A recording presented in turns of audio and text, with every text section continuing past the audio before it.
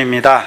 이 시간 우리 각자에게 주시는 하나님 말씀은 사도행전 27장 1절로 8절 말씀입니다. 사도행전 27장 1절로 8절 말씀입니다. 이 시간 우리 각자에게 하시는 하나님의 말씀으로 함께 받겠습니다. 우리의 배 타고 이탈리아로 갈 일이 작정됨에 바울과 다른 제수 몇 사람을 아구사도대의 백부장 율리오란 사람에게 맡기니 아시아 해변 각처로 가나 하는 아드라무떼노 배에 우리가 올라 행선할새 마게도냐의 데살로니가 사람 아리스다고도 함께하니라. 이튿날 시돈에 되니 율리오가 바울을 친절히 하여 친구들에게 가서 대접받음을 허락하더니 또 거기서 우리가 떠나가다가 바람의 거스림을 피하여 구브로 해안을 의지하고 행선하여 길리기아와 밤빌리아 바다를 건너 루기아의 무라성에 이르러 거기서 백부장이 이탈리아로 가려 하는 알렉산드리아 배를 만나 우리를 오르게 하니 배가 더디가 여러 달 만에 간신히 니도 맞은편에 이르러 풍세가 더 허락지 아니하므로 살몬의 앞을 지나 그레데 해안을 의지하고 행선하여 간신히 그 연안을 지나 미양이라는 곳에 이르니 라세아 성에서 가깝더라. 아멘. 바울이 로마로 가는 길은 배를 타고 항해하는 길입니다. 배를 타고 로마로 가는데 두 배가 나옵니다. 그렇죠? 아드라무떼노와 알렉산드리아 배가 나오죠. 배 타고 가게 하시는데 물론 그 당시 교통수단이 배로 가는 게 훨씬 빨라서 배 타고 갔다 이렇게 말씀할 수도 있는데 하나님이 바울을 사람 나는 업으로 세우신 것, 그러니까 배 타고 바다에서 영업하는 자인 것을 보여주십니다. 두 배는 다 지명을 딴 이름입니다. 그래서 오늘은 우리가 지금 2주간에 걸쳐서 오늘 본문을 했는데 오늘은 두 배를 중심으로 하나님이 두 배를 타게 하셨는데 아드라무떼노 배를 타게 하시고 또요 알렉산드리아 배를 타게 하셨는데 그 두 배를 통해서 그 배를 탄 바울에게 하나님께서 이루어 가신 일이 무엇인지를 살펴보려고 합니다. 첫 번째 배가 아드라무떼노입니다. 아드라무떼노는 에게의 북쪽 해안에 위치한 항구 성읍입니다. 그렇죠? 지중해와 에게해를 운행하는 배예요. 그렇죠? 그 지중해 에게해는 아까 우리가 지도에서 봤듯이 하나님께서 바울을 로마로 보내기까지 하나님이 바울을 이방인의 사도로 세우셔서 살아난 업으로 사역하게 하던 그 지역이에요. 그렇죠? 그래서 그 아드라무떼노 배를 타고 가게 하시는 것입니다. 이 배는 지금 가이사랴에서 이제 지중해 연안을 거쳐 에게해에 있는 그 본 항구로 돌아가는데 바울 일행이 이 배에 올라가서 가이사랴에서 루기아의 무라성까지 타고 가게 하시는 것입니다. 그래서 바울이 그동안도 전도 여행을 할 때 배 타고 다녀요. 되게 배 타고 많이 다니는데 이 마지막 로마로 가는 그 여정을 이 성경에 자세히 기록해 놨어요. 굉장히 자세히 기록해 놨습니다. 특별히 첫 번째 배 아드라무떼노를 타고 가서 타고 가는 그 여정을 자세히 기록해 놨지요. 그래서 첫 번째 가이사랴에서 배 타고 어디로 가게 하셨습니까? 하나님이 시돈에 가게 하셨습니다. 성경에 시돈에 대한 예언이 있었죠. 창세기 49장 13절입니다.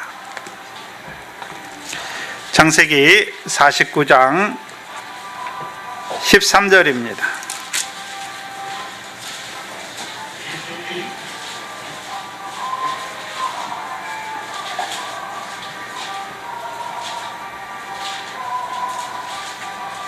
(13절에) 보시면 스불론은 해변에 거하리니 그곳은 배 매는 해변이라 그 지경이 시돈까지리로다 말씀하셨죠.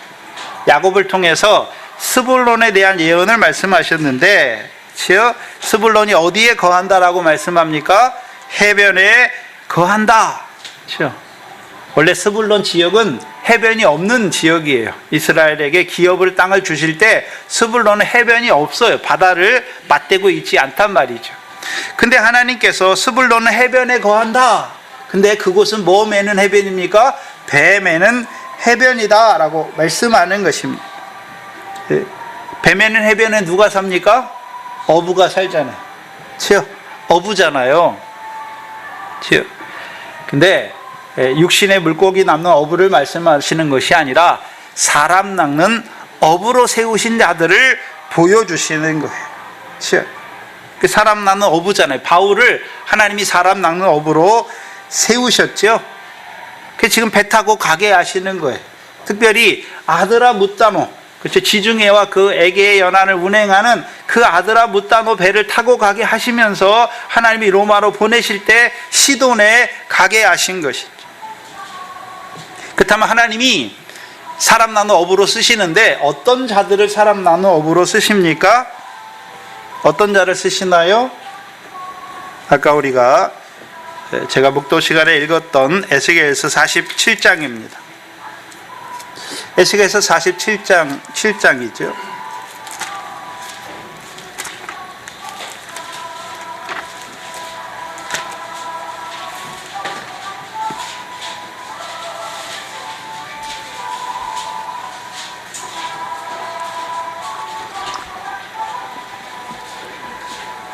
에스겔서 47장에 보시면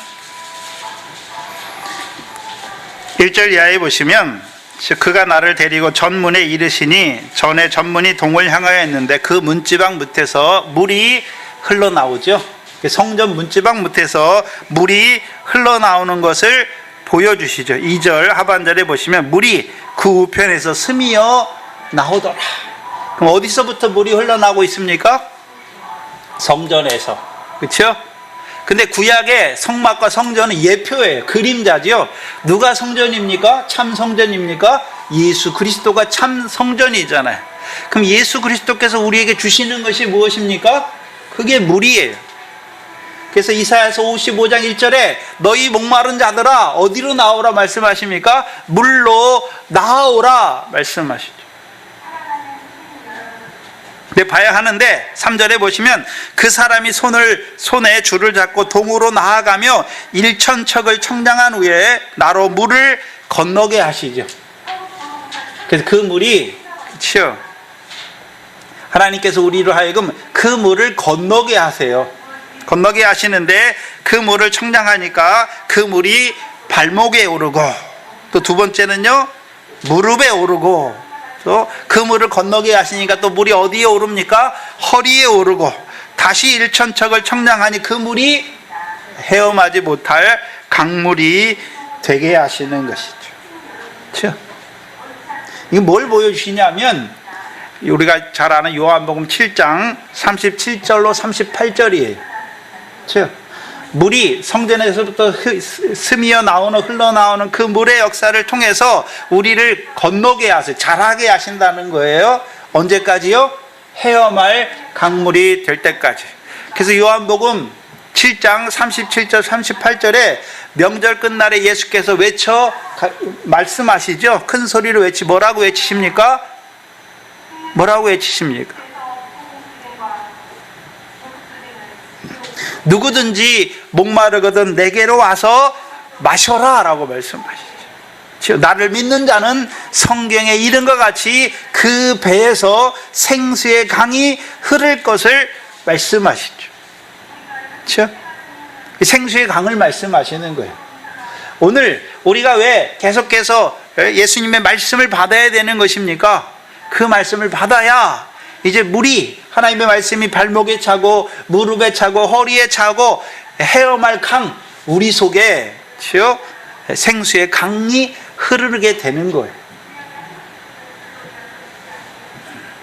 그래서 하나님이 누구를 쓰십니까? 그 배에 생수의 강이 흐르는 자들을 하나님이 어부로 쓰시는 거예요.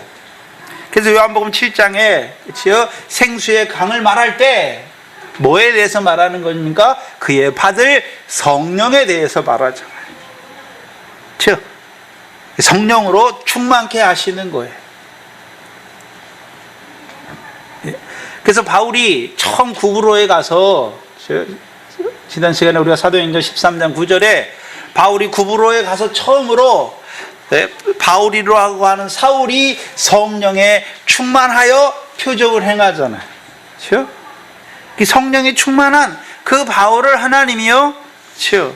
그를 들어서 사람과 어부의 일을 하게 하시는 것입니다. 6절 이하에, 에스겔서 47장 6절 이하에 보시면 그가 내게 이르시되 인자야 내가 이것을 보았느냐 하시고 나를 인도하여 강가로 돌아가게 하시니 내가 돌아간 즉 강 좌우편에 나무가 심이 많더라. 그가 내게 이르시되 이 물이 동방으로 향하여 흘러 아라바로 내려가서 바다에 이르르니 이 흘러내리는 물로 그 바다 물이 소송함을 얻을지라. 그 전에는 이 강물이 흘러가지 못하면 그 바다는 어떤 바다입니까? 죽은 바다, 사망의 바다예요. 사망의 바다예요.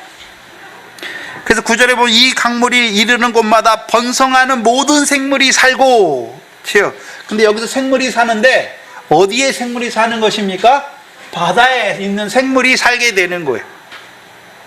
또 고기가 심이 많으리니 이 물이 흘러 들어가므로 바닷물이 소성함을 얻겠고 이 강물이 이르는 각처의 모든 것이 살 것이며 이 강가에 어부가 설 것이니 라고 말씀하시는.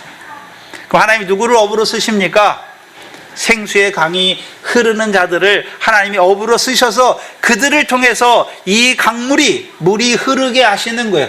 그래서 그 물이 흘러가는 바다마다 이제 그 물을 인하여 번성하고 생육하고 사는 역사가, 소송케 하는 역사가 이루어지는 것입니다. 창세기 1장 5째 날의 역사가 이루어지는 거예요. 그 창세기 1장부터 첫째 날부터 넷째 날까지의 바다는 사망으로 역사하는 바다예요. 사망으로 역사하는 바다잖아요. 근데 5째 날에 되니까 어떻게 합니까? 그 바닷물을 인해서, 그렇죠? 뭐가 역사합니까? 생물이 생육하고 번성하게 되는 거예요. 그럼 바닷물이 자기 스스로 생물로 생육하고 번성하게 하고 그렇게 하는 것이 아니라 이 강물이 흘러가야, 이 강물이 흘러가야 그 바다가 소성하게 되는 거예요. 그래서 예수님께서 제자들을 부르실 때 마태복음 4장에 어떤 자로 부르셨습니까? 나를 따라오너라 내가 너희를 사랑 낚는 어부가 되게 하시겠다. 그럼 사람은 어디 가서 낚습니까? 바다에서. 그럼 보이는 바다를 말하는 것이 아니라 바다의 권세에 죽은 자로 살아가는 자들을 하나님이 어떻게 하십니까? 복음의 증인들을 보내서 복음을 증거하게 하셔서 곧 예수 그리스도에 대해 자세히 말하고 가르치게 하셔서 그 물을 받아먹는 자들마다 어떻게 합니까? 살아나게 하시는 거예요. 죄사함을 받게 하시고 성령을 선물로 받는 자가 되게 하신단 말이에요. 그게 어부의 일이에요.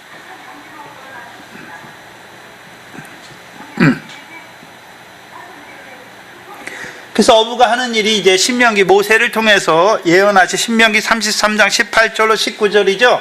스불론이여 너는 나감을 기뻐하라. 거기서 나간다는 건 배 타고 나가는 거예요. 그렇죠? 배 타고 왜 나갑니까? 그들이, 그렇죠? 열국을 산에 불러서 의로운 제사를 드리게 되는 거예요. 그 사람한 어부가 하는 일이 무엇입니까? 열국 열방을 산으로 불러서, 어디 산입니까? 성전산이죠. 마릴에 있는 미가서 4장 1절에 마릴에 있는 여호와의 성전산으로 불러서, 그렇죠? 거기서 뭘 드리는 것입니까? 의로운 제사를 드리는 자들로 쓰신 자들. 그게 누굽니까? 그게 사랑 낚는 어부예요.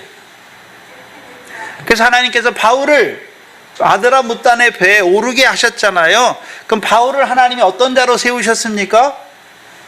사람 낚는 어부로 세우셔서 그동안, 그렇죠? 그 지중해 지역과 에게의 지역에, 그렇죠? 그래서 예루살렘에서 일룰리곤까지 바울을 통해서 복음을 편만히 증거하는 그 사람 낚는 어부로 쓰셨다는 거예요. 근데 두 번째, 뱀에는 해변인데 그 지경이 어디까지 이르게 하셨습니까? 시돈까지 이르게 하셨다라고 말씀하십니다.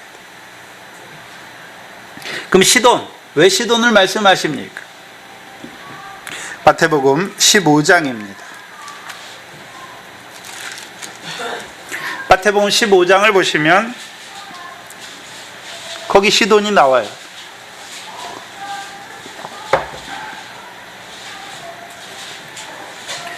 마태복음 15장 21절 이하에 보시면 예수께서 거기서 나가사 두로와 시돈 지방으로 들어가시니, 거기는 어디였습니까? 장로들의 교훈이 역사하는, 사람의 교훈으로 계명을 삼아 가르쳐서 하나님의 백성을 실족케 하는 거기를 나가사 두로와 시돈 지방으로 들어가시니, 거기 여자가 하나, 거기 가나안 여자가 하나 있어 그 지경에서 나와서 소리질러 가로되 주 다윗의 자손이여 나를 불쌍히 여기소서라고 말씀합니다. 이 가나안 여자는 구약에서는 육체로는 이방인이요 무할례 당이요 저 그리스도 밖에 있었고, 언약들에 대하여서는 외인이요 세상에 소망도 없고 하나님도 없는 자로 살았던 그들이 이제 다윗의 자손으로 오신 예수로 말미암아 이제 어떤 자가 되는 것입니까? 네? 어떤 자가 되나요? 28절에 내 믿음이 크다라고 말씀하시죠. 큰 믿음으로 세우시는 것이죠. 특별히 아브라함의 자손으로 오신 예수 그리스도가 아니라 다윗의 자손으로 오신 그 예수 그리스도로 말미암은, 그렇죠, 큰 믿음의 사람으로 세우신다는 것이죠. 그래서 바울이 지증회와 그 에게해에서 바울의 사역은 두 가지잖아요. 두 가지. 첫 번째, 그렇죠, 복음의 사람 낳는 업으로, 그렇죠, 유대인과 헬라인들을 하나님께 돌아오게 하죠. 회개하라, 회개하고 복음을 믿으라, 하나님 나라가 가까웠느니라 말씀하는 거죠. 그러면 그들을 바다의 권세에서 사람 낳는 어부를 통해서 죄악의 권세, 허물과 죄로 죽은 그들을 단지 살리는데, 바다의 권세에만 살리는 데만 목적이 있습니까? 그들을 바다의 권세에 죽은 자로 살아가던 그들을 살리신 이유가 무엇입니까? 이제 다윗의 자손으로 말미암은 큰 믿음에 세워 주시기 위한 것이죠. 신약의 시온의 모퉁이 돌이신 그리스도 예수죠. 그래서 바울의 사역, 그 지중해와 에게해의 바울의 사역은 물론 사람 낳는 업으로 복음으로 말미암아 죄사함 받고 성령을 따라난 자들로 세우는 것도 있지만, 또 하나의 사역이 무엇입니까? 우리 주 예수 그리스도에 대한 믿음을 증거하여서 이제 그들도 어떤 자로 세우는 것입니까? 시온에서 오시는 구원자로 말미암은 그 구원을 얻는 이방인의 충만한 수를 채우는 자로 살게 하시는 거예요. 그게 시돈의 역사예요.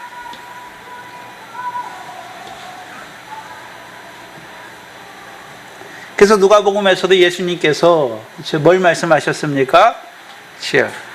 이스라엘의 엘리야 때에 이스라엘에 많은 과부가 있었지만 하나님이 엘리야를 누구에게만 보내셨습니까? 시돈에 있는 사렙다 과부에게만 보내신 거예요. 왜요? 엘리야를 통해서 말씀을 줘도 듣지 않아요. 누구에게 보내십니까? 사모하는 자들에게 보내시는 거예요. 그래서 그 사렙다 과부가 엘리야를 만나고, 그렇죠, 자기 아들이 죽고 나서 다시 살잖아요. 살고 나서 그 여자의 고백이 무엇입니까? 내가 이제 당신의 입에 있는 말씀이 진리인 줄 알았다라고 고백하는 자가 되는 것이죠. 그렇다면 하나님께서 이미 구약에 하나님이 엘리야를 누구에게 보내셨습니까? 엘리야는 어떤 선지자였습니까? 엘리야가 기도한 즉 비가 그치고, 또 엘리야가 기도한 즉 비가 내려서 땅이 열매를 맺는 것이죠. 열매 맺게 하는 선지자로 쓰임받는 자예요. 그럼 하나님이 바울을 복음의 일꾼으로 세우셨을 뿐만 아니라 우리 주 예수 그리스도를 증거하는 자로 세운 이유가 무엇입니까? 그 지중해와 에게에서 그런 자로 세우신 이유가 무엇입니까? 시온에서 오시는 구원자로 말미암은 그 구원을 얻는 이방인의 충만한 수를 채우시는 그 일에 하나님이 그를 사용하신 것을 깨닫게 하시는 거예요. 그래서 바울은 바리새인이에요. 바리새인이라는 의미는 구약의 성경을 거의 다 깨닫고 있는 거예요. 거의 다 외우고 있다고 봐야죠. 에어컨을 좀 더 켜주세요. 그렇죠? 그러면 바울이 시돈에 갈 때 창세기 49장의 시돈에 대한 예언, 그렇죠? 스불론에 대한 예언, 또 신명기 33장의 모세를 통해 스불론에 대한 예언을 어떻게 하시는 것입니까? 그게 자기를 통해 하나님이 이루신 것을 알게 하시는 거예요. 그래서 아드라무탄의 그 지중해 에게를 항해하는 그 아드라무탄의 배를 타고 로마로 가는 길에 하나님이 바울을 시돈에 들르게 하시는 것이죠. 하나님께서 바울을 사람 낚는 업으로 세우셔서 그를 통해서 바다의 권세의 죽은 자들을 살리셨고, 또한 살리셨을 뿐만 아니라 그들에게 시온의 모퉁이 돌이신 그리스도 예수를 증거하여 그들을 큰 믿음으로 세우신 것이죠. 그게 에베소 3장 6절이죠. 에베소 3장 6절입니다. 에베소 3장 6절은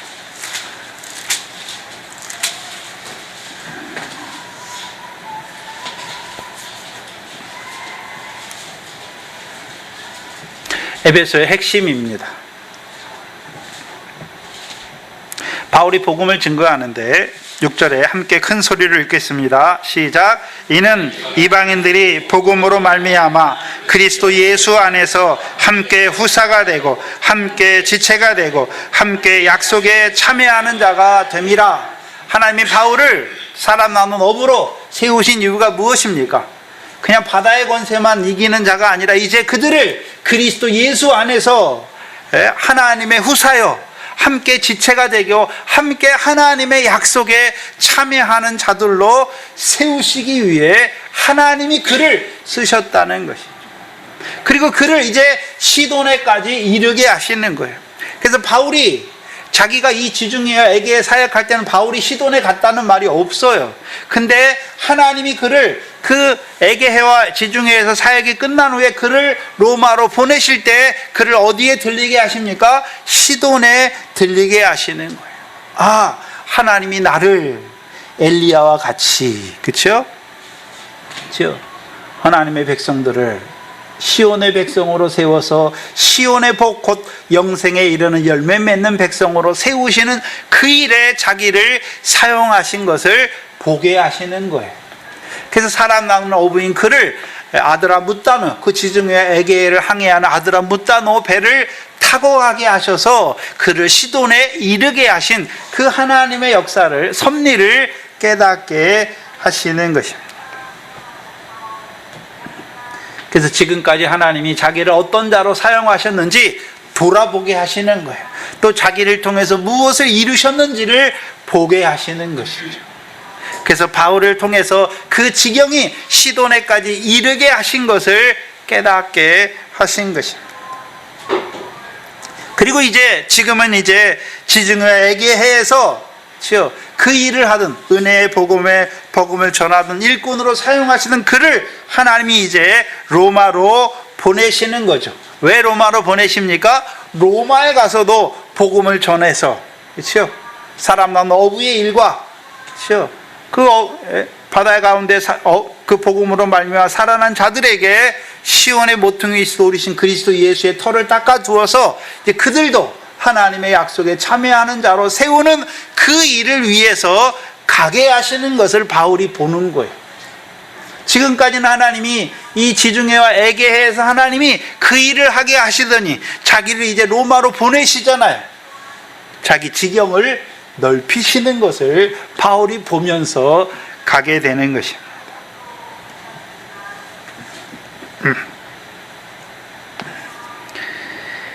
그래서 로마에 가서도 바울이 해야 되는 일이 무엇입니까?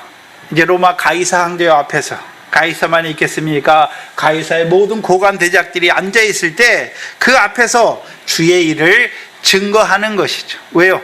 저희와 그 임금들에게 증거하는 거죠. 전하는 거예요. 근데 전한다고 다 믿습니까? 그 중에 믿는 자들이 있습니까? 그 중에 믿는 자가 있다면, 그렇죠? 누굴 믿습니까? 바울이 전한 복음이죠. 예수가 너를 위해 십자가에 죽으셨고 그 죽으신 예수를 하나님이 주와 그리스도가 되게 하신 것을 믿게 하는 것이죠. 그 중에 믿는 자와 또 로마에서 기존에 믿는 자들이 있죠. 그 믿는 자들에게 이제 다윗의 아들로 오신 시온의 모퉁이 돌이신 그리스도 예수의 털을 닦아주어 믿음에 굳게 큰 믿음으로 세우는 것이죠. 그래서 로마에서도 이 지중해에 해서 시온에서 오시는 구원자로 말미암은 그 구원을 얻는 이방인의 충만한 수를 채움과 같이 이제 로마에서도 이방인의 충만한 수를 채우기 위해서 자기를 보내시는 것으로 보게 되는 것입니다.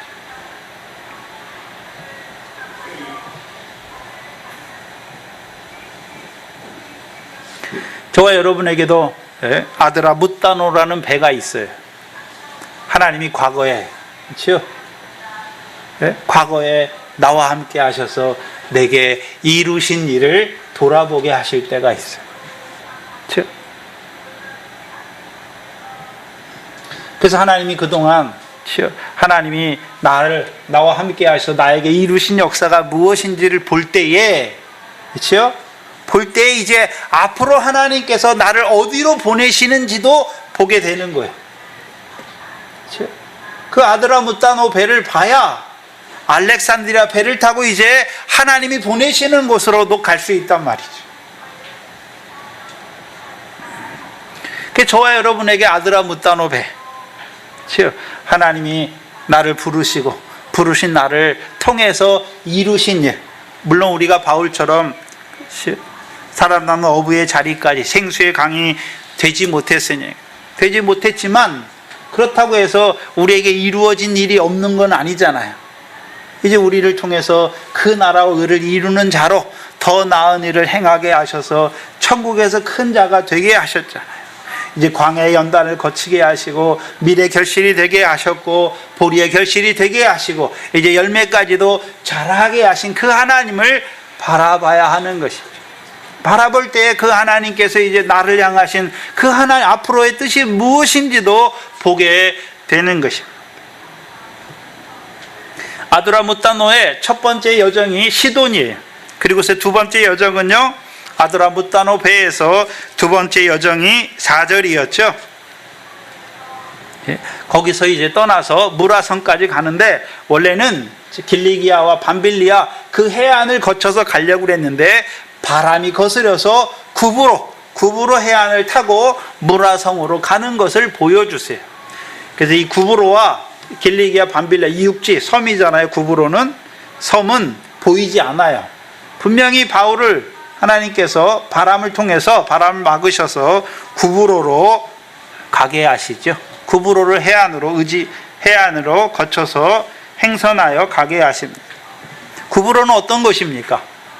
바울이 안디옥에서 성령의 시키시는 일을 인해서 처음으로 이제 복음의 증인으로 떠났던 곳, 처음으로 복음을 전했던 곳이 어디입니까? 그게 구브로예요.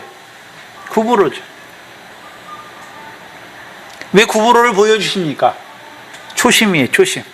하나님이 나를 처음에 성령의 시키시는 일을 위해서 나를 보내실 때, 그럼 보내시기만 했습니까? 그 구브로에서 바울이라고 하는 사울이 하나님이 성령을 충만하게 하셔서 표적을 행하게 하셨습니까? 성령이 충만하게 하셔서 그 바울을 통해서 복음을 전하게 하신 거예요. 자기가 한 게 아니란 말이죠. 그러면 로마로 복음의 일꾼으로 가는 그 로마로 가는 그것도 하나 성령이 보내시는 것이고, 보내셔서 자기가 하나님의 일을 이루는 것이 아니라 성령이 충만하게 하셔서 바울을 통해서 복음의 일꾼의 일을 이루어 가게 하시는 거예요. 그게 구브로예요. 근데 생각해야 되는 것은 구브로를 의지하여 행선했는데 왜 성경에서는 길리기아와 밤빌리아 바다를 건넜다라고 말해요. 보이지도 않는데 구브로 섬을 앞으로 지나가는데, 그렇죠? 그 육지에 있는 길리기아와 밤빌리아 바다를 건너게 하셨다라고 말한단 말이죠. 뭘 보여주십니까? 길리기아는 바울의 고향이죠. 길리기아 다소에서 났죠, 바울이. 그래서 바울이 처음에 길리기아 다소에서 나서 헬라파 유대인으로, 로마인으로 나게 하신 것이고, 그래서 그가 자라잖아요. 바리새인의 교훈에서, 특별히 엄한 교훈에서 자라서 하나님에 대해 열심히 있어서 핍박자와 대적자여 포행자로 살았던 그 바울을 하나님이요 다메섹에서 거꾸로 들여서 그를 사람 남는 어부로 세우신 거예요.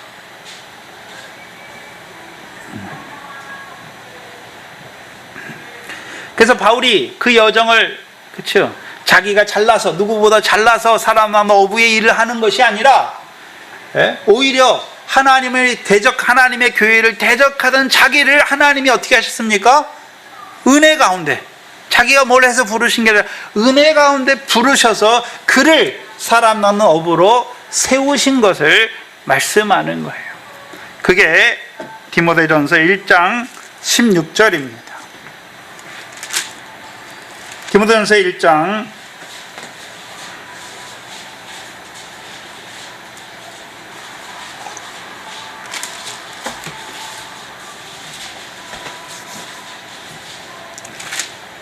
13절 16절을 보시면, 내가 전에는 회방자여 핍박자여 포행자이었으나 도리어 긍휼을 입은 것은, 그렇죠? 바울이 원래는 어떤 자로 살았습니까?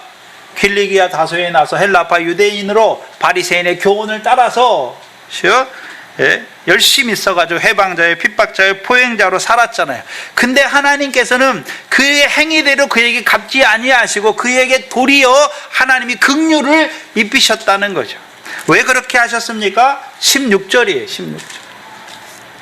그러나 내가 긍휼을 입은 것은, 하나님께서 바울에게 긍휼을 입히신 것은, 까닭은 예수 그리스도께서 바울에게 먼저 1절 오래 차이심을 보이사 후에 주를 믿어 영생 얻는 자들에게 뭐가 되게 하시려고요?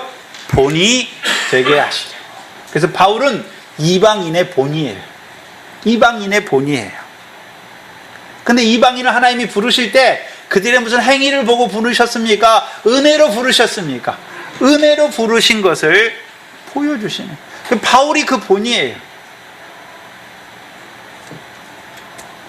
다른 베드로는 고넬료에게 보낼 때 어떻게 합니까? 하나님, 나는 더러운 거, 이런 거, 부정한 거 먹지 않았는데 왜 나보고 이방인에게 가라 하십니까? 모르잖아요. 성령으로 가게 하시는데도 그 고넬료 앞에 와가지고 유대인으로서 이방인과 교제하는 것이 위법이다 라고 말하잖아요. 근데 바울은 어떻습니까? 하나님이 자기를 포행자요 핍박자요 회방자로 살았던 자기를 하나님이 은혜로 부르셨잖아요. 그러면 자기가 이방인들을 볼 때 이방인이 왜 그렇게 삽니까? 알지 못하고 행하는 거잖아요. 예수님은 누구를 위해 죽으셨습니까? 알지 못하는 자들을 위해 죽으셨죠. 그 십자가의 첫 마디 말씀이 뭡니까? 아버지여 저희를 사하여 주시옵소서, 자기 하는 것을 알지 못하니이다. 알지 못하고 행하는 자들을 위해서 죽으신 예수님, 그 은혜를, 그 긍휼을 가장 크게 입은 자가 누굽니까? 바울이에요. 그 바울을 통해서 이방인의 사도로 세우셔서 이방인들을 하나님이 부르시는 것입니다. 그래서 바울이 영생 얻는 자의 본으로 하나님이 세워주신 것을 알게 하시는 거예요. 길리기아 바다를 건너게 하시는 거예요. 또한요, 하나님이 모태로부터 자기를 택정하셨잖아요. 사도로 쓰시기 위해서. 그래서 헬라파 유대인으로 나게 하시고 로마인으로 나게 하셨죠. 그렇죠? 로마인으로 나게 하셨어요. 또한 헬라파 유대인이니까 헬라의 교육 아래 나게 하셨어요. 그래서 예수님의 제자들 중에 히브리인 제자들 있잖아요. 이 사람들 헬라 말을 잘 못해요. 근데 바울은 어려서 헬라 문화권에서 자랐기 때문에 물론 히브리 교육도 받지만 헬라 교육도 다 시켜요. 그러니까 바울은 그 헬라의 교육도 철저하게 받았어요. 그러니까 헬라인 앞에서도요, 그 복음에 대해서 아주 논리적으로 증거할 수 있는 거예요. 또한 로마인으로 나게 하셨잖아요. 로마인으로 나게 하셨기 때문에 황제 앞에, 로마 시민이기 때문에 로마 황제 앞에 송사할 수 있는 거예요. 다른 유대인들은 로마 시민이 아닌 유대인들은 황제 앞에 가서 재판을 받지 못해요. 그래서 하나님이 글을 쓰시기 위해서, 그걸 보면서 하나님께서 왜 자기를 길리기에 다소해서 유대파 헬라인으로 로마인으로 나게 하시고 율법의 엄한 교훈을 따라 살게 하셨는지 그 하나님의 섭리를 깨닫는 자가 된단 말이죠. 그리고 디모데전서 1장 16절에 그걸 고백하는 것이죠. 아, 하나님이 이방인의 긍휼을 얻는 자들의 본으로 하나님이 나를 세우신 것이구나. 그래서 바울이 그 이방인들을 향할 때, 이방인들을 바라볼 때 이 사람들은 음식에 대한 규정도 없고 더럽고 그렇다고 더러운 자라고 그렇게 말하는 게 아니잖아요. 그들을 보면서 자기는요, 유대인이면서도 하나님의 뜻을 모르고 하나님을 대적하러 살았던 자기가 더 어떤 자입니까? 더 못한 자라는 거예요. 그렇기 때문에 그 이방인들을 향해서도요, 긍휼을 베풀 수가 있는 것이죠. 그래서 바울이 자랑할 것이 없잖아요. 그래서 고린도전서 15장 9절로 10절에 내가 하나님의 교회를 핍박하였으므로 사도라 칭함을 받기에 감당치 못할 자로다. 나의 나된 것은 하나님의 은혜로 된 것이라. 내게 주신 주의 은혜가 헛되지 아니하며 내가 모든 사도보다 더 많이 수고하였으나 내가 아니요 오직 나와 함께 하신 하나님의 은혜다라고 고백할 수 있는 것이죠. 그래서 저와 여러분도 긍휼의 본이에요. 바울만 본이 아니라 저와 여러분이 여러분의 가정의 긍휼의 본이에요. 하나님의 긍휼을 입었잖아요. 그러면 긍휼을 끼치는 자가 돼야 하는 것이죠. 두 번째는 그 구브로를 건너면서 밤빌리아 바다를 건넜다라고 말씀하시죠. 밤빌리아 중요성은 어디 나옵니까? 그렇죠. 바나바와 바울이 처음 복음을 성령에 보내시는 일을 인해서 구브로에 가고 구브로에서 이제 밤빌리아로 건너가죠. 근데 그 밤빌리아 버가에서 수종자로 두었던 마가라는 요한이 돌아가잖아요. 바나바의 생질, 조카죠. 바나바의 생질이 거기서 돌아가요. 근데 그 바나바의 생질 마가 때문에 두 번째 전도 여행을 갈 때, 그렇죠? 다투잖아요. 심히 다투고 둘이 어떻게 됩니까? 찢어져요. 그래서 바나바는 마가를 택하고, 그렇죠? 이 바울은 누구를 택합니까? 실라를 택하고 또 루스드라에 가서 디모데를 택하죠. 디모데를 택하잖아요. 근데 그 다툼을 통해서 둘이 주장이 강하죠. 그러니까 다툴 수 있어요, 교회에서. 근데 덕은 안 되죠. 근데 그 다툼을 통해서 갈라지게 하셔서 하나님이 바울을 어디로 보냅니까? 마게도냐 아가야로 보내고, 세 번째는 에베소를 통해서 아시아 지역에 3차 전도 여행을 하게 하시는 거죠. 그렇죠? 자기들의 주장이 강하게 다퉜는데 하나님은 오히려 그것을 통해서 어떻게 하셨습니까? 바울을 2차 전도 여행으로, 그렇죠, 마게도냐와 아가야로 보내서 빌립보 교회와 데살로니가 교회와 베레와 교회와 아데네 교회와 고린도 교회를 세우게 하시고, 또 3차 전도 여행을 통해서 어떻게 하셨습니까?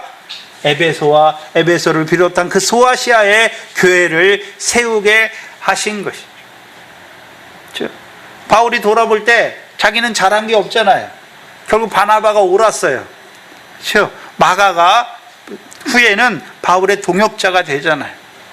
근데 자기가 자기 주장을 앞세워서 다퉜잖아요. 덕이 되지 못했죠. 근데 하나님께서는 그걸 통해서 어떻게 하셨습니까? 갈라지게 하셔서, 그렇죠? 2차 전도 여행과 3차 전도 여행을 통해서 그 다른 지역의 복음을 흩어서 뿌리게 하신 것이죠.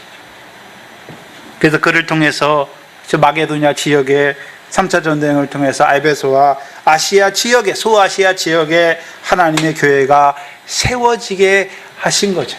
바울이 알아서 한 게 아니에요. 바울이 알아서 한 게 아니란 말이에요.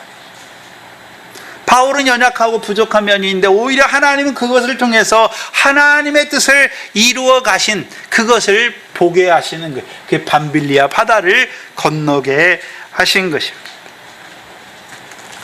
그래서 지중해에게를 항해하는 그 아드라무타노 배를 그 사람 나는 어부 바울이 타고 가면서 로마로 보내시기 전까지 하나님께서 그 지중해에게에서 하나님께서 자기를 통해서 예루살렘에서부터 일룰리곤까지 복음을 편만하게 하시는 일에 자기를 하나님의 복음의 제사장으로 쓰신 그 하나님의 섭리를 바울이 밝히 보게 되는 거예요. 그게 아드라무타노 배예요. 저와 여러분에게도 하나님의 섭리가 있어요. 저와 여러분의 과정도 쭉 돌아보시면 어떻습니까? 저와 여러분의 가정도 믿음의 여정을 쭉 돌아보시면 하나님의 섭리가 곳곳에 있어요. 그리고 하나님이 내게 베푸신 긍휼과 은혜가 있단 말이죠. 문제는 우리가 그 긍휼을 잊고 그 은혜를 받았음에도 불구하고 통로가 돼야 돼. 그 은혜와 긍휼의 통로가 돼야 되는데 나만 받고 끝이죠. 그게 문제예요. 우리가 그 은혜가 자라가야 우리도 은혜를 끼치는 자가 되는 것입니다. 그게 아드라무타노 배를 통해서 그 사람 나노 어부를 아드라무타노 배를 타게 하셔서 그 지중해에게 해서 하나님이 그를 사람 나노 어부로 쓰신 그 하나님의 섭리를 보게 하시는 거예요. 보게 하시는 거예요. 그래서 이 아드라무타노 배는 유라굴로 광풍은 없어요. 그렇죠? 그리고 그 배를 통해서 무라성까지 가게 하시죠. 근데 무라성에서는 이제 로마로 가는 알렉산드리아 배를 타고 가게 하십니다. 그렇죠?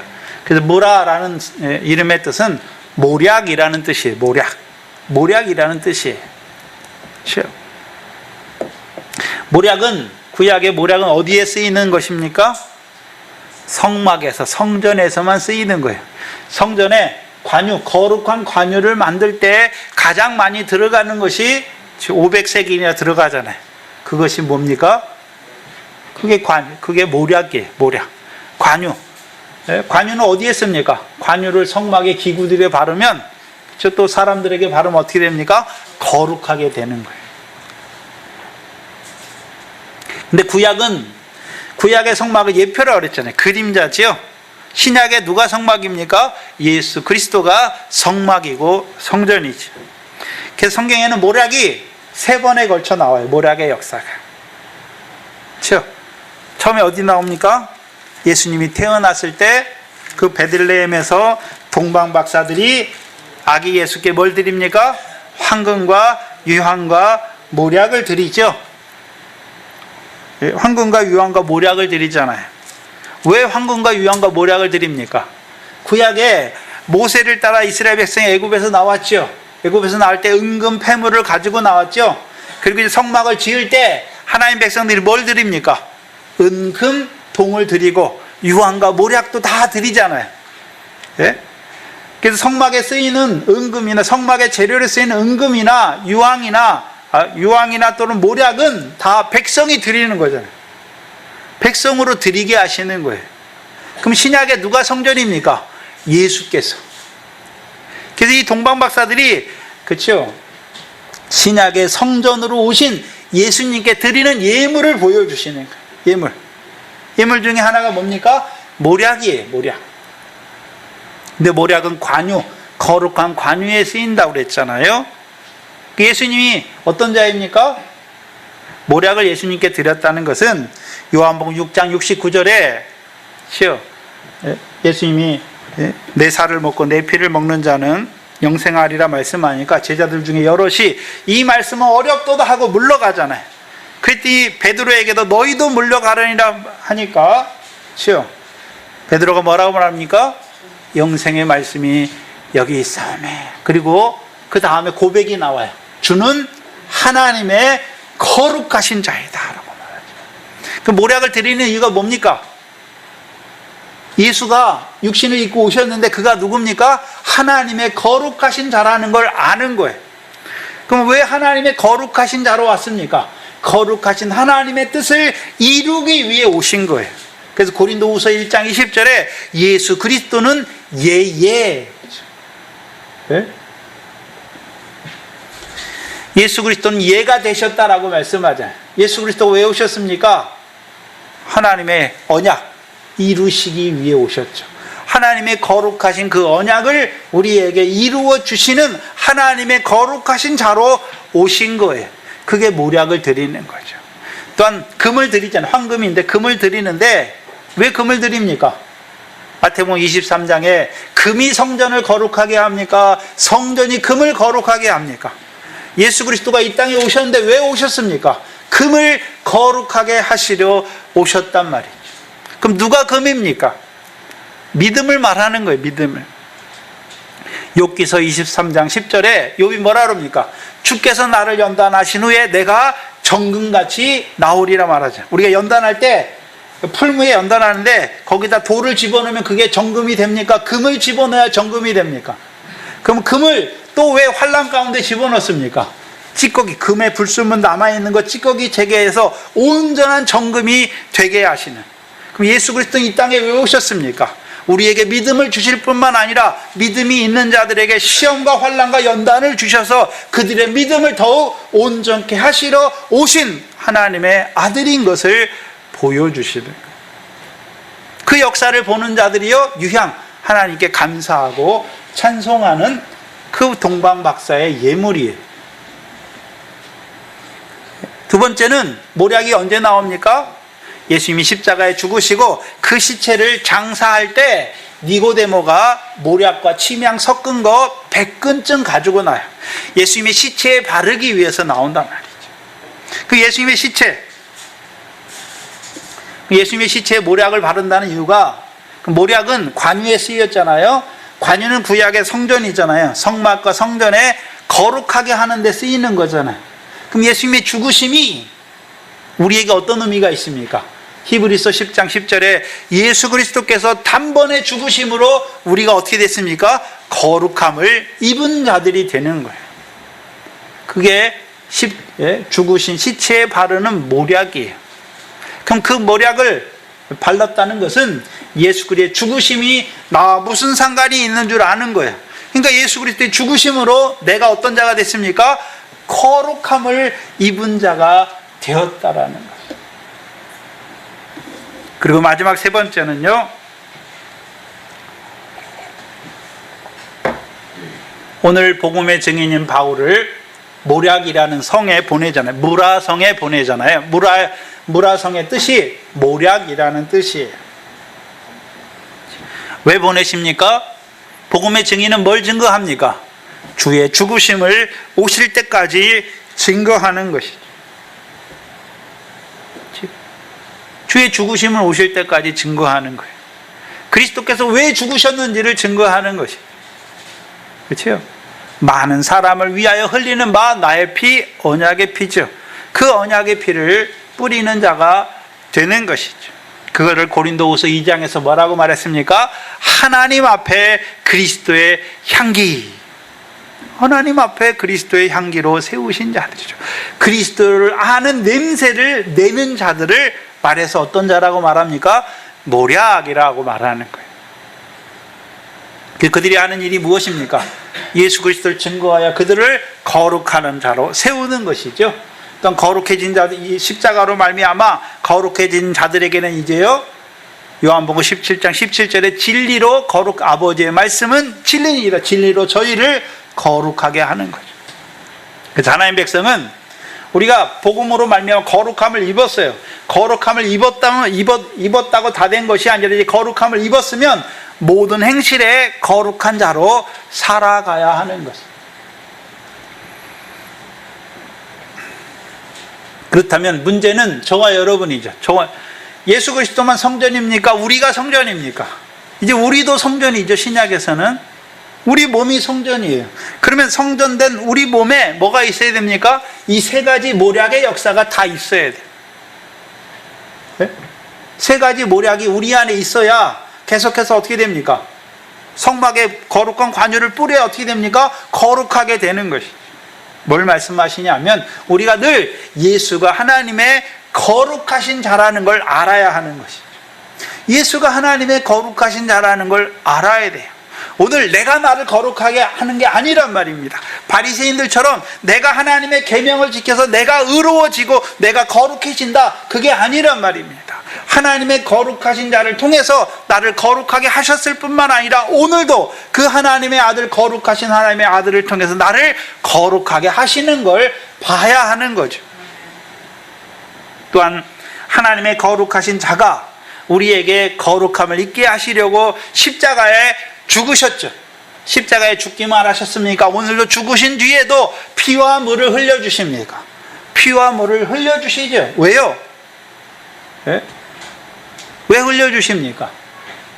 네? 그 피를 통해서 우리 마음에 성령의 핏부림을 주셔서 양심의 악을 깨닫게 하시고 그 악을 자백하고 사함받게 하실 뿐만 아니라 맑은 물로 우리 몸을 씻어주셔서 우리를 깨끗하게 하셔서 참마음과 온전한 믿음으로 하나님을 섬기는 자가 되게 하시기.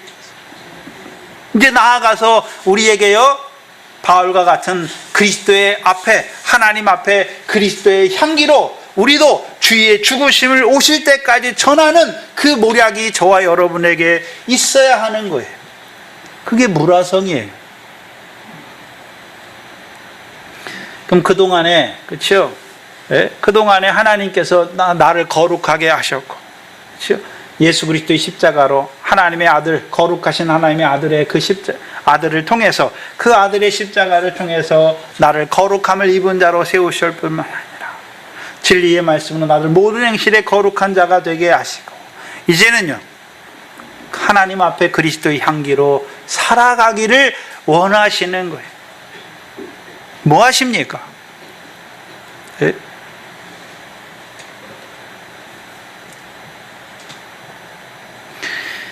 돈이 다가 아니에요. 육신의 건강이 다가 아니란 말입니다.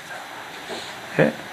그걸 알지 못하는, 그 모략이 없는 자들은 그 알렉산드리아 배 타고 가다가 로마로 가다가 유라굴로 광풍이 만나니까 어떻게 합니까? 자기들이 가장 중요하게 생각하던 거 다 어떻게 합니까? 스스로 버려요. 스스로. 바울은 버릴 게 없어요.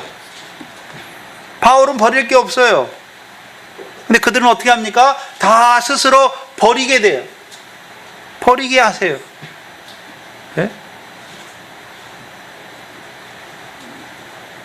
두 번째 알렉산드리아 배란 이름은 애굽의 이 당시 애굽을 대표하는 도시가 알렉산드리아예요. 지금은 카이로지만 그 당시에는 알렉산드리아예요. 애굽을 대표하는 도시죠. 왜 하나님께서는 애굽을 대표하는 그 알렉산드리아 배를 타고 로마로 가게 하시는 것입니까? 애굽의 뜻이 뭡니까? 흑암이죠. 흑암이에요. 그렇죠? 그래서 호세아서 11장 1절에 애굽에서 내 아들을 불렀다 말씀하시는 거죠. 그럼 로마에 있는 사람들도 하나님의 백성이란 말이죠. 그렇죠? 그래서 우리가 마태복음 1장 21절에 예수님의 이름의 뜻이 뭡니까? 자기 백성을 저희 죄에서 구원하는 거죠. 우리가 십자가 믿고 자기 백성이 되는 것이 아니라 이미 자기 백성이죠. 자기 백성을 저희 죄에서 구원하기 위해 오신 거죠. 그럼 언제 자기 백성이 됐습니까? 창세전에 그리스도 안에서 아들의 영으로 택하신 것이죠. 아들의 영으로 택하신 거예요. 바울이 그걸 밝히 보는 것이죠. 그렇죠? 아들의 영으로 택하셨기 때문에 그 영의 육신을 입혀 보내셨지만 오늘도 흑암 가운데 생명의 빛이 비치지 않는 흑암 가운데 살아가는 자들에게 하나님이 자기를 그 생명의 빛을 비추는 등불로 세우신 것을 보는 자로 로마로 가는 것이죠. 원래 알렉산드리아 배 타고 그 무라에서 로마로 직행할, 로마의 시칠리아로 가야 돼요. 근데 하나님께서 니도에서 하나님이 풍세를 허락하지 않아요. 바람을 막아버리잖아요. 그래서 로마로 가지 못하고 오히려 어디로 갑니까? 크레타, 그레데 섬으로 가게 되죠. 니도의 뜻이 뭡니까? 메임이라는 뜻이에요. 메임.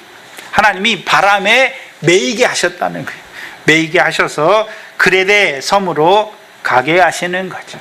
그래서 그레데 섬 중에 미양이라는 곳에 이르요. 미양의 미자는 선하다, 좋다라는 뜻이에요.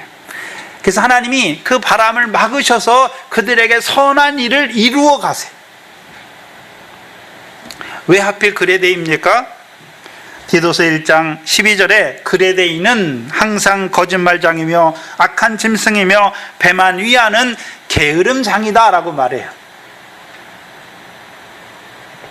그래서 그레데인 중에 어떤 선지자가 그레데인을 잘 말했어요. 그레데인은 항상 거짓말장이며 악한 짐승이며 배만 위하는 게으름장이들이다 라고 말한 것이죠. 그레데는 구약의 그렛 사람이 그렛 사람. 그래서 블레셋이 어디서 왔습니까? 그렛에서 블레셋이 나오는 것. 지난 시간에 우리가 살펴봤잖아요. 근데 그렛에 있는 이 그레데에 있는 그렛이 구약에서는 그렛이고 신약엔 그레데예요. 이 그레데에 있는 사람들이 다 가나안 땅으로 간 건 아니잖아요. 가나안 땅으로 간 사람들은 이제 그들을 말해서 뭐라고 말합니까? 블레셋이라고 말하고, 여전히 그레데에 살고 있는 자들은요 그레데 사람이라고 말하는 거예요. 근데 그레데 사람의 특징이 뭡니까? 항상 거짓말장이며 악한 짐승이며 배만 위하는 게으름쟁이들이다. 우리가 생각해야 할 것은 나눠서 봐야 돼요. 가나안 땅에 역사하는 블레셋과 그레데 사람은 나눠서 봐야 돼요. 이 가나안 땅에서 역사하는 블레셋, 이사야 14장 29절이죠. 블레셋 온 땅에는 뭐가 역사합니까? 뱀과 독사가 역사하죠. 그들의 열매는 나는 불뱀이다 라고 말씀하시죠. 쭉정의 역사죠. 그래서 교회 안에서, 하나님 나라 안에, 교회 안에 있는 자들에게 이루시는 블레셋의 역사예요. 뱀과 독사의 역사죠. 그럼 뱀과 독사의 역사가 하는 일이 뭡니까? 쭉정이가 되게 하여 꺼지지 않는 불에 들어가게 하세요. 예수님은 무슨 일을 합니까? 성령을 주어서, 우리에게 성령을 주셔서 결실과 열매를 맺게 하는 거죠. 그래서 마태복음 13장에 하나님 나라 비유 첫 번째가 뭡니까? 미래 결실이잖아요. 100배, 60배, 30배 결실하게 하는 거예요. 그럼 결실의 내용이 뭡니까?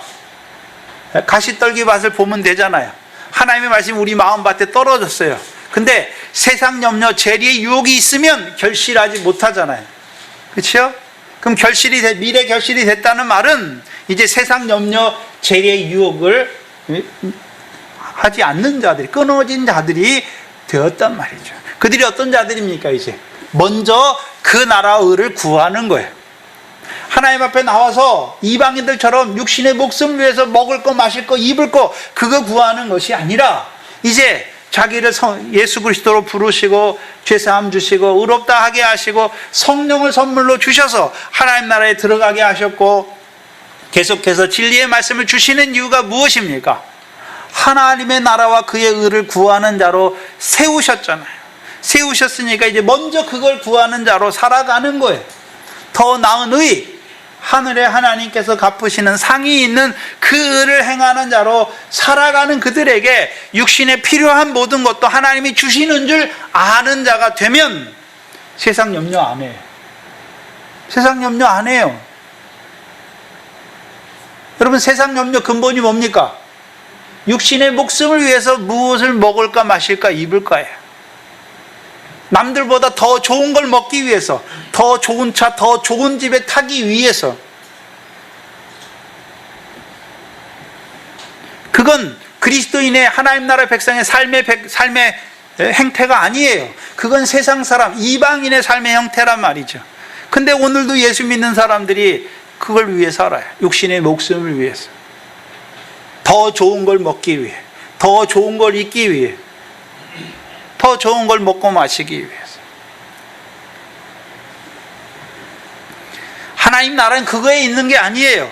의와 평강과 희락에 있는 것이지, 하나님의 나라 육신의 목숨을 뭘 더 잘 먹고 뭘 더 잘 입고 그게 아니란 말이죠.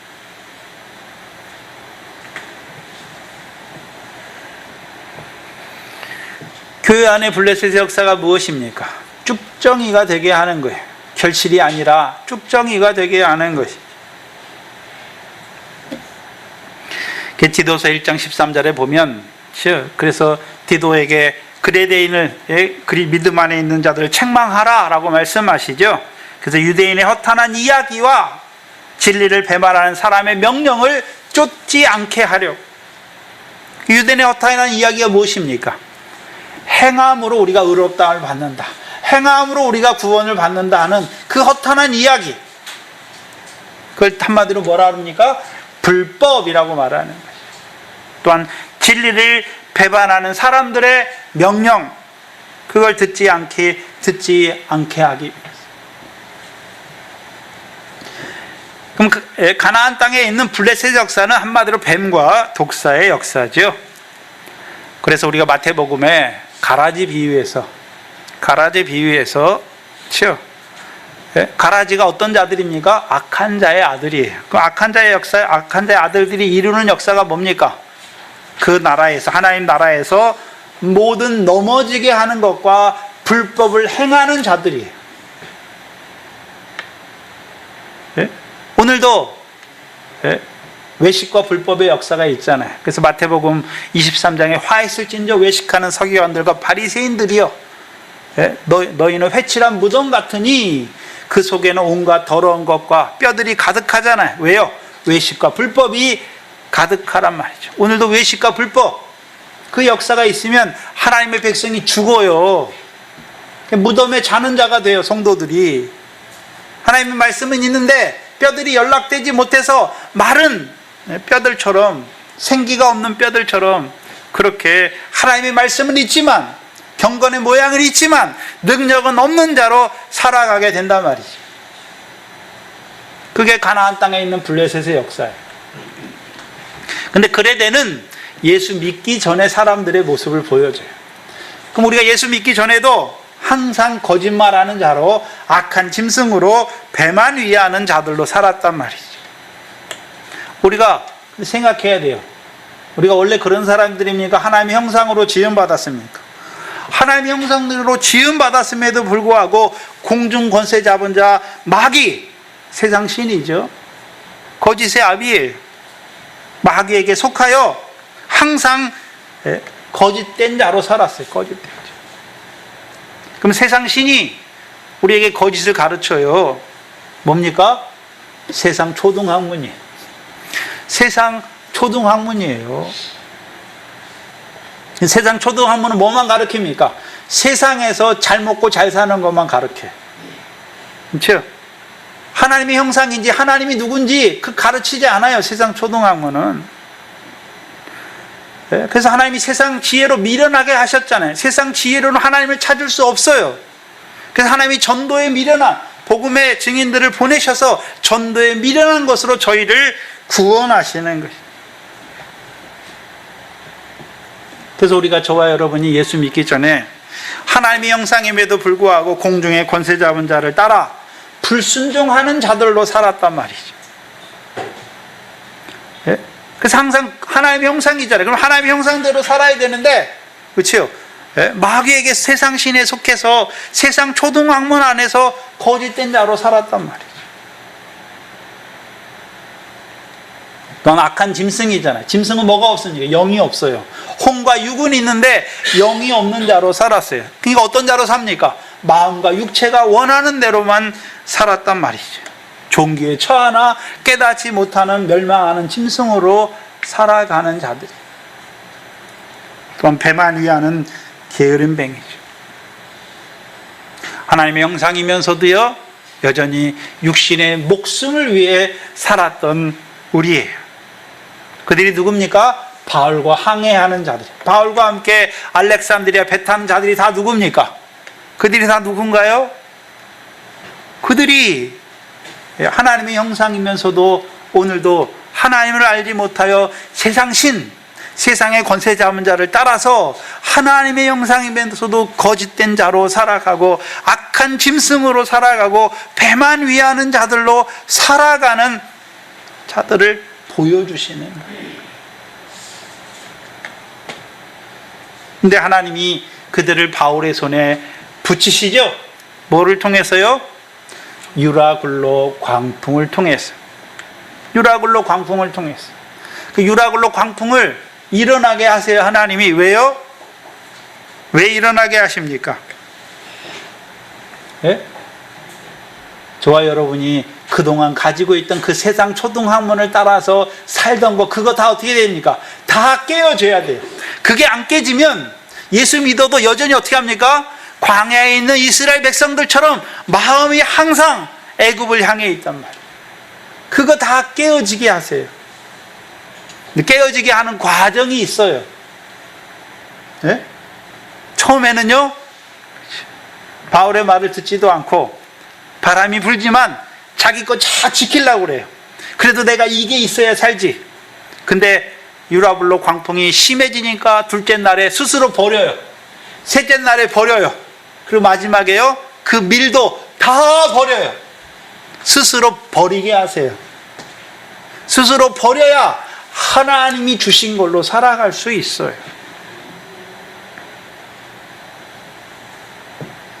세상 초등학문 아래서 내가 의지하고 이게 있어야 산다고 하는 그 모든 것들을 하나님이 유라굴로 광풍을 통해서 어떻게 합니까? 다 버리게 하시는 거예요. 버리게 하시는 거예요.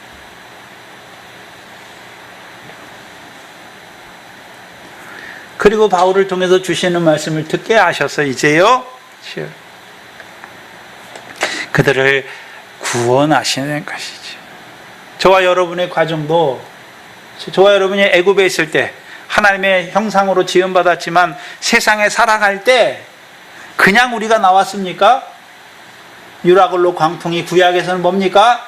애굽에서 행하신 10가지 이적과 재앙을 통해서 하나님이 나오게 하시는. 네? 저와 여러분이 뭐가 없으면, 뭐가 인생이 잘 되고 잘 풀리고 부자로 살고 그러면 나오겠습니까? 불러도 안 나와요. 하나님이 흔들어 놓으니까, 세상 초등학문 아래서 내가 의지하고 사랑하고 그것들 다 한번 흔들어 놓으니까 유라굴로 광풍의 앞에서는 그런 거 다 아무 쓸 필요 없어요. 세상 초등학문이 자기 생명을 구원하지 못한단 말이죠. 자기가 그동안 믿고 사랑하고 의지하고 경험하고 자기 지식으로 갔던 거 다 깨어져야 하나님이 부르실 때 나오게 하세요. 문제는, 그렇죠? 살아남은 어부가 없이 유라굴로 광풍이 불면 어떻게 됩니까? 내가 의지하던 거 다 잃었어요. 그러면 어떻게 됩니까? 오늘날은 다 자살하죠. 네? 망했어요. 그럼 어떻게 합니까? 자살하잖아요. 몸이 죽을 병이 걸렸어요. 네? 그 아프기 전에 어떻게 합니까? 또 자살하려고 그러잖아요. 그 자리에 하나님이 바울을 통해서, 사람은 어부가 가잖아요. 그러니까 유라굴로 광풍 가운데 그들은 고생해요. 그들은 다 버려요. 근데 바울은 버릴 게 없어요. 바울은 오히려 못하고 뭐 합니까? 얻는 자가 되는 거예요. 그들을 얻잖아요. 그들이 버리는 뭐 육신의 그런 중요한 거 얻는 게 아니에요. 바울은 뭘 얻습니까? 그들의 생명을 얻는 거예요. 뭐가 중요합니까, 여러분? 네? 먹는 게 목숨보다 중요합니까? 아니에요. 그들은 그렇게 살았어요. 근데 이제 생명이 중요하다는 걸 알게 하신단 말이죠. 유라굴로 광풍을 통해서. 저와 여러분들도 예전에 세상에 살 때 큰 인생의 큰 역경을 만났을 때 어떻습니까? 이 본질을 알게 되죠. 아, 다 필요 없구나. 네? 아파본 사람들은요, 건강이 제일이구나. 돈이 있으면 뭐예요? 건강 없으면 아무 소용 없는데 건강이 최고야. 근데 문제는 건강이 최고야, 거기서 끝나면 안 되죠. 그 건강한 육신 죽어요. 누가 있어야 됩니까? 사람 남는 어부를 통해서 주시는 말씀이 있어야 우리를 그 환난 가운데, 그 육신의 죽을 병에서 하나님이 다시 생명을 살리신 이유가 무엇입니까? 이제 새 생명 가운데 살게 하시죠. 그게 없으면 다 망해요. 우리 인생이 하나님의 형상으로 지으신 그 하나님의 뜻을 알지 못하고 망하는 거예요.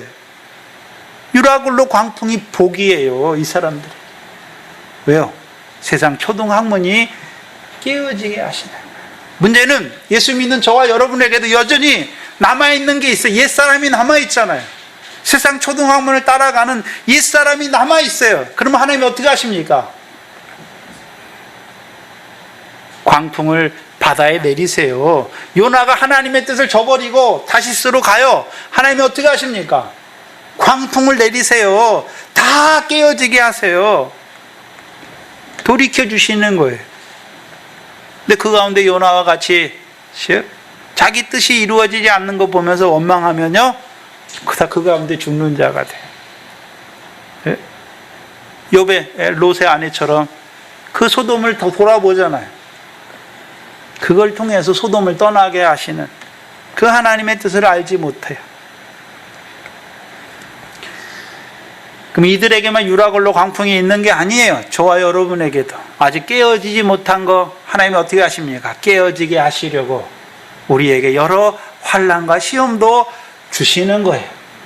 시험이 없기를 기도하지 마시고 그 시험 가운데 하나님의 뜻이 이루어지기를, 또한 시험에 들지 않기를 기도하는 저와 여러분 되기를 주의 이름으로 축원합니다. 기도하겠습니다. 하나님 아버지, 감사합니다. 하나님의 형상으로 지었습니다. 우리가 예전에 그 세상 초등학문 아래서, 세상 권세 잡은 자 아래서, 세상 신 가운데 마음이 혼미한 자로 그 하나님의 영광을 썩어질 금수와 버러지와 사람의 형상의 우상으로 바꿨던 차로 살아갔던 저희들, 하나님이 돌이키시려고 그 광풍을 바다에 대적하게 하셨어요. 우리가 의지하던 것, 물질과 건강과 재물을 하나님이 다 깨뜨리시고 스스로 버리게 하시고, 이제 사람 나는 어부들을 통해서 우리를 구원해 주신 그 복음으로 말미암아 구원해 주셔서 이제 허물과 죄로 죽었던 우리를 다시 살리셔서 이제 새 생명으로 살게 하신 아버지 하나님, 감사합니다. 이제 계속해서 그 성전에서 나오는 그 생수의 말씀으로 우리를 자라게 하시되, 미래결실하는 자들로 시냇가에 심은 나무와 같이 시절을 쫓아 열매 맺는 자들로 더 자라가 그 배에 생수의 강이 흘러서 오늘도 하나님께서 쓰시는 사람 나는 그 어부의 일에 쓰시기를 원하시는 그 하나님의 뜻을 오늘 우리에게 바울을 통하여 나타내 주시니 감사합니다. 그 하나님의 뜻을 거스리지 않게 하시고 그 하나님의 뜻을 늘 붙들고 나아가는 저희들 되게 하여 주시옵소서. 우리의 삶의 자리가 하나님이 보내신 자리인 것을 바라보게 하시고, 오늘도 하나님께서 우리를 그 아드라 뭇다네와 같은 배를 통하여 우리에게 이루신 그 하나님의 경륜을 보게 하시고, 또 알렉산드리아 배와 같이 로마로 보내시는 그 하나님의 뜻도 깨닫는 저희들 되게 하여 주셔서 우리의 남바 인생이 우리를 향하신 그 하나님의 뜻을 온전히 이루어가는 하나님의 백성들 되게 하여 주시옵소서. 하나님 앞에 나올 때 하나님께서 우리에게 주신 것 물질들 가운데 구별해야 되는 11조 감사 주일 한감, 우리를 먼저 그 나라와 의를 구하는 자로 세워주신 것도 감사합니다. 육신에 필요한 것들을 하나님의 은혜 가운데 채워주셔서 하나님이 주신 것을 알게 하시고 다시금 하늘에 쌓는 그 보화로 드리게 하시는 물질들, 늘 하나님의 뜻을 이루는 물질들 되게 하시고 드리는 손길들 위에 주의 영광의 부요함으로 채워 주시옵소서. 이 교회에 속한 권속들을 아버지 하나님 붙들어 주시되 그들을 자라게 하여 주셔서 우리를 보내신 그 하나님의 뜻만 온전히 행하는 그 하나님의 벗들로 살아가는 저희들 되게 하여 주시옵소서. 감사하며 예수님의 이름으로 기도하옵나이다. 아멘. 찬송가 409장 1절만 드립니다.